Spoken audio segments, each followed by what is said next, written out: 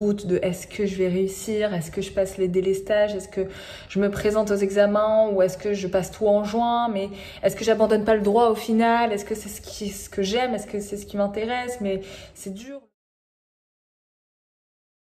Hello tout le monde, j'espère que vous allez bien. Wow, ça fait quand même pas mal de temps que l'on s'est pas vu. C'est vrai que en ce moment j'ai beaucoup de changements dans ma vie.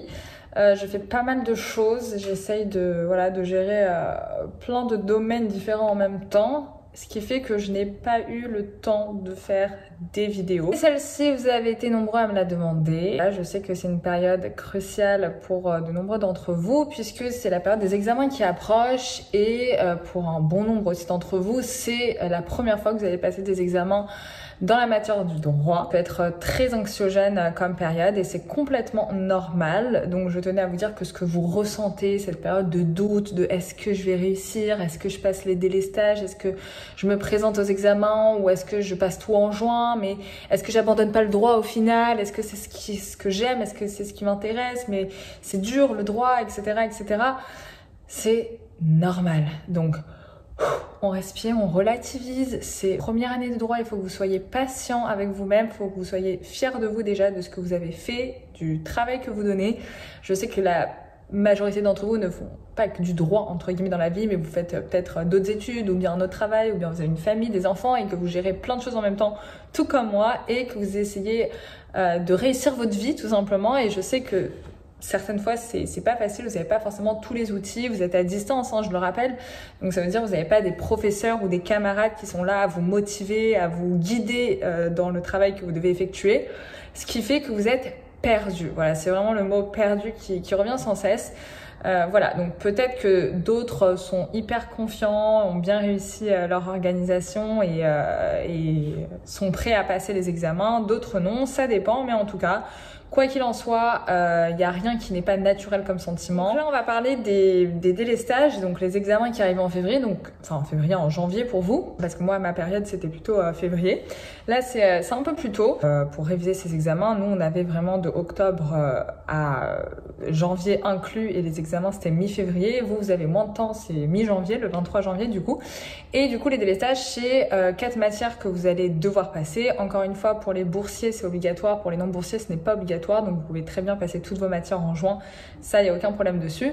Après, si vous me demandez, Naomi, est-ce que c'est important que je passe ces 4 matières de délestage, même si elles ne sont pas obligatoires pour moi, je vous dirais oui.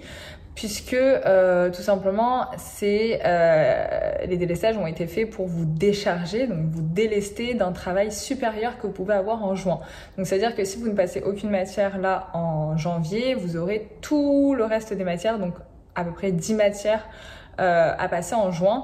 Et donc le stress sera plus grand, le travail sera plus grand également et voilà, après je dis pas que c'est impossible, il y en a plein qui ont passé la totalité de leur matière en juin, mais voilà, c'est un travail beaucoup plus intense parce que vous n'avez pas 2 majeurs mais 4 majeurs à passer avec plein de petites mineures. Donc moi, ce que je pourrais vous conseiller, c'est oui, de vous délester un maximum seulement si vous êtes prêt, parce que ça ne sert à rien de passer les matières en délestage si vous n'êtes pas prêt ou si vous savez à l'avance que vous n'aurez pas la moyenne, juste pour dire ah je l'ai passé. Non, parce que si vous n'avez pas la moyenne, du coup ça va vous pénaliser et vous risquez de vous retrouver en rattrapage en septembre. Donc moi, ce que je vous conseille, c'est seulement si vous pensez au moins avoir la moyenne, donc 10 sur 20 ou supérieur à 10 sur 20, de passer la matière. C'est pas grave si vous pensez pas obtenir un 15-16, c'est pas grave, mais si vous pensez au moins obtenir un 10 sur 20, je vous conseillerais de passer la matière au délestage, parce que l'essentiel, c'est vraiment d'être délesté de plus de matière possible en juin, comme ça vous en passez le moins possible. Voilà. Donc au niveau de l'organisation, écoutez, là c'est sûr que c'est une période où vous devez intensifier les révisions parce qu'on a dépassé la période de découverte de cours, etc. Donc normalement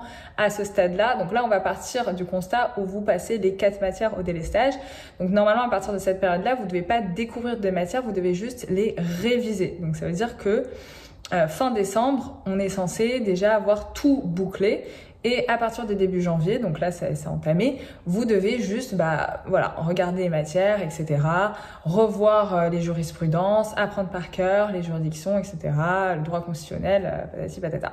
Voilà, donc là ça doit être une sorte de révision, pas une sorte de découverte. Si vous n'avez pas encore entamé une matière à ce jour-ci, c'est que vous êtes en retard et c'est peut-être pas une bonne idée de la passer au délestage parce que voilà, à moins que ça soit une mineure et encore, il faut que vous ayez une excellente mémoire, mais si c'est pas le cas, voilà, je vous conseillerais de passer en juin. Encore une fois, cette vidéo, c'est juste à titre indicatif, c'est juste à titre de conseil, vous faites ce que vous voulez, c'est juste voilà, moi j'ai été dans votre cas et je sais ce que c'est de passer des délestages et je sais que voilà, c'est des vrais examens et qu'il faut être prêt à les passer. Au niveau des sujets d'examen que vous allez avoir, donc normalement c'est 1 heure pour une mineure et 3 heures pour une majeure, donc 3 heures c'est normal. Donc la majeure, vous aurez le choix entre un sujet théorique qui est la dissertation et un sujet pratique qui peut être soit une fiche d'arrêt avec des questions de cours ou soit que des questions de cours, d'accord? Mais quoi qu'il en soit, vous avez toujours le choix. Donc à partir de cette période-là, vous devez savoir si vous comptez vous orienter vers une dissertation ou vers un exercice pratique. Ensuite, pour les mineurs, vous avez 1 heure. Donc 1 heure, c'est vrai que ça passe relativement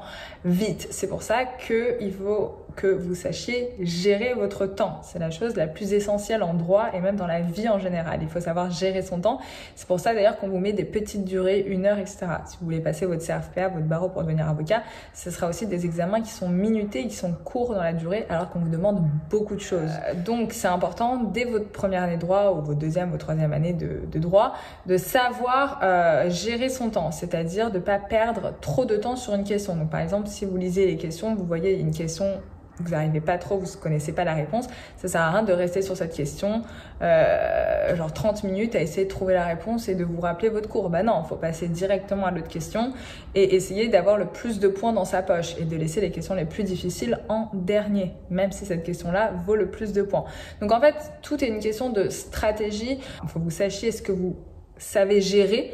Voilà, ok, ça, ce domaine droit international, je m'y connais bien. Par contre, c'est vrai que le droit constitutionnel, j'ai du mal. Donc, je vais plus miser sur le droit international que sur le droit constitutionnel. Bon, après, ça, c'est un exemple parce que c'est une mineure et une majeure. Mais ce que je veux dire, c'est qu'il faut, en fait, que vous sachiez c'est quoi vos points forts et vos points faibles et que vous savez tout miser sur les points forts et les points faibles, bah, que vous essayez de vous débrouiller au mieux. Donc, encore une fois, c'est une question de stratégie. Donc si on en revient au majeur, vous avez droit constitutionnel et droit privé si vous êtes en L1, donc ce sont des matières qui sont quand même assez difficiles, surtout pour droit privé parce que c'est la première fois que vous avez du droit civil qui est quand même assez compact par rapport au droit constitutionnel, je pense qu'il est assez moins complexe, mais ça va le faire. Écoutez, voilà, moi je profite de cette vidéo pour vous dire encore une fois que je donne des cours de soutien. D'ailleurs, j'étais assez complète jusqu'à aujourd'hui parce que beaucoup d'entre vous étaient intéressés par les cours et ont bien aimé mon suivi, mon coaching, etc. Donc, je vous remercie. Voilà, si vous autres qui me regardez, enfin qui regardez cette vidéo, n'êtes pas au courant que je donne des cours de soutien, bah voilà. Je vous le dis, je donne des cours de soutien.